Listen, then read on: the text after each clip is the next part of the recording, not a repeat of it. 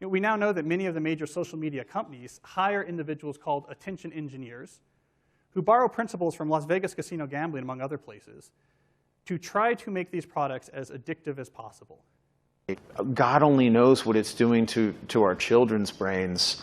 That thought process was all about how do we consume as much of your time and conscious attention as possible. And that means that we need to sort of give you a little dopamine hit every once in a while because someone liked or commented on a photo or a post or whatever. It's a social validation feedback loop that it's like it's exactly the kind of thing that a hacker like myself would come up with, because you're exploiting a vulnerability in human psychology. People are unpredictable, and so we want to psychologically figure out how to manipulate you as fast as possible and then give you back that dopamine hit. We did that brilliantly at Facebook. Instagram has done it. WhatsApp has done it. Snapchat has done it. Twitter has done it. The short-term dopamine-driven feedback loops that we have created are destroying how society works.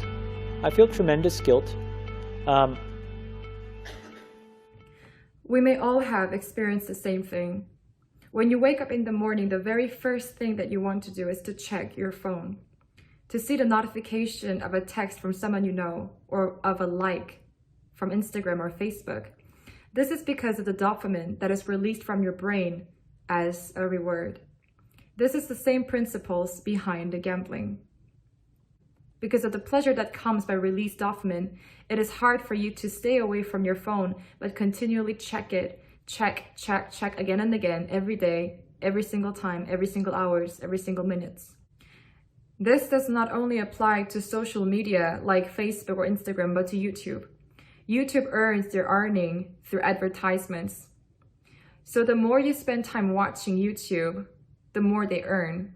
So they have created a system that will make you stay in YouTube as much as possible by creating algorithm. When you watch a video, the data will study what you like the most, and they will recommend you in your newsfeed. Algorithm is described as this real-time feedback loop that tailors videos to each viewer's different interests. Its goal is to get video which the viewer will like and get viewers keep watching. So as you spend much time in YouTube, it's really hard for you to come out because you're inside the loop, which they will recommend videos that you will like more and more constantly. And when you come to a point that you realize that you become addicted, you don't know how it started or why you are in that addiction and how to break it. Now I tell you are addicted because YouTube system is created to be that way. All your social media platforms are made so that you can spend your time in there. It is a scary thing because it brings you depression as you do social media. The more you see, the more you hear, you feel more void. And there is so much sexual and antichrist mindset media culture that is being spread out today because Satan is the god of this world. He is using media. And as a Christian, God tells us to prioritize Him first.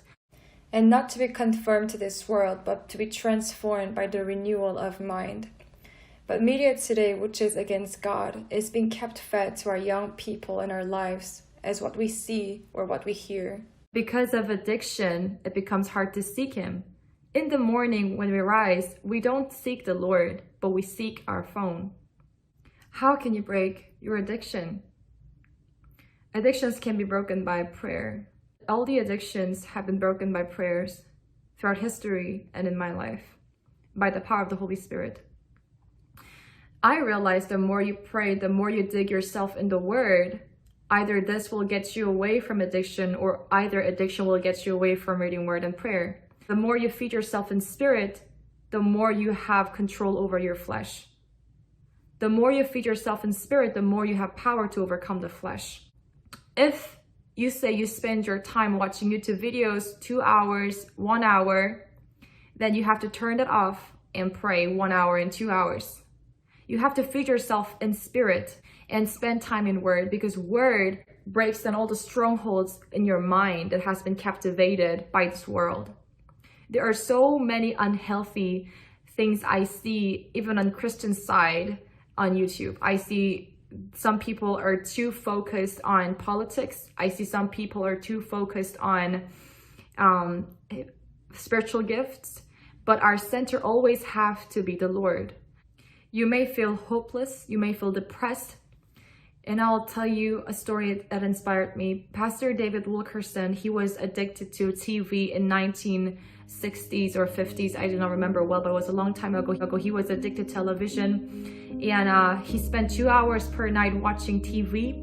He had no problem, but one day Holy Spirit convicted him, and he said to himself, if I give these times to the Lord, what would happen? So the TV was gone, and Pastor David Wilkerson started to seek the Lord's face every 2 hours per night. And Pastor David said that that was the time that he was really broken and changed. And then the Lord tells him to go to New York and helps the kids, the New York kid gangs. And then the Lord works to save so many people. And today I tell you, God is real, God is powerful, but we Christians are not seeking the Lord. The reason why we do not pray is because we have lack of faith. If we have strong faith, we fervently pray. But this faith comes by spending time with Him and reading the Word and talking to Him. By relationship with God, we know we can overcome things. But we became lazy in seeking the Lord, and most of the time it's because of our phone. And this is my call. Seek His face and see what God can do. God bless you.